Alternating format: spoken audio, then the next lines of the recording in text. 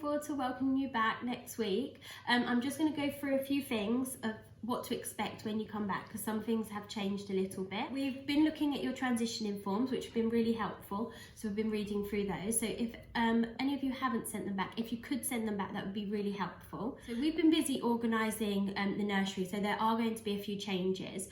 We've taken advice from the government and our local authority and trying to make it the best situation we can. One of the changes will be that each child will be in a set bubble. These bubbles are going to be no more than 12 children, and they'll be with set practitioners throughout the week. So the practitioners who look after them won't change throughout the month of June, and it will always be those practitioners. Unfortunately, it may not be your key worker, just because of the days that the children are doing and the days that the practitioners are coming back, and some practitioners are unfortunately not able to come back just yet. We try to create the bubbles so that each child is within their age group and with children that they're familiar with and are friendly with. But as you can appreciate, with the amount of children we've got coming back over the time, that was a little bit difficult. So hopefully we feel like we've done the best we can for every child.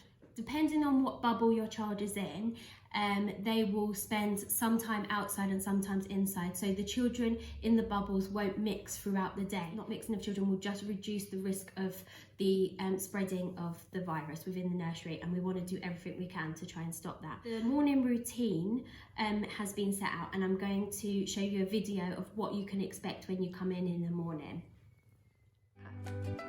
When you arrive at nursery in the morning, we ask that you queue standing 2 metres apart, following the markings on the pavement. Parents without a pre-booked drop-off time should line up to the right-hand side of the gates, and those with an arranged time should line up to the left. Please make sure that you are on time for your drop-off slot, as this will help things run smoothly. A member of staff will be on hand to tell you when it's your turn to drop off your child. At this point, you can enter the gates and leave any pushchair behind in a safe space to the side. To reduce crowding inside the building, we ask that you wait at the marker until Danielle indicates that it's time for you to come in. We will use a non-contact thermometer to take your child's temperature. If the temperature recorded is over 37.8, then you'll be invited to have a further in-ear temperature check to confirm. Provided that your child does not have a fever, you'll be invited into the building where you can wash your hands.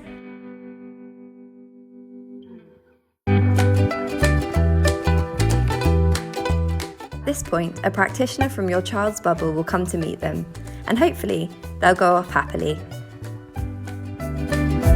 We know that some children might be a little more reluctant to separate from their carers, or might need to be handed to a practitioner for other reasons, and should this be the case, we'll hand you a mask so that you can have safe contact with the practitioner. Parents who wish to bring a mask from home are encouraged to do so.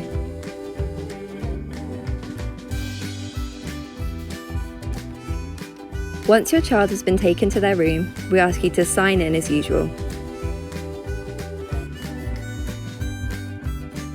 Before you leave, please fold and store your pushchair.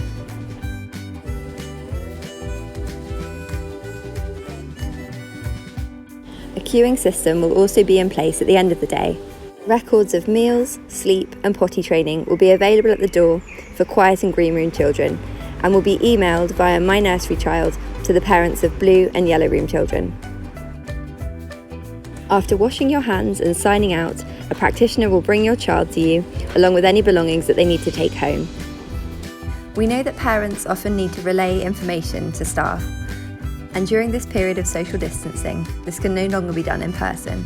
Messages you add to your child's My Nursery portal will be checked daily. Any urgent messages should be given via email or telephone call to the office. And also, if you could fill in the transitioning form and the health declaration if you haven't done so already, and send them back. Thank you. We look forward to seeing you next week. Bye.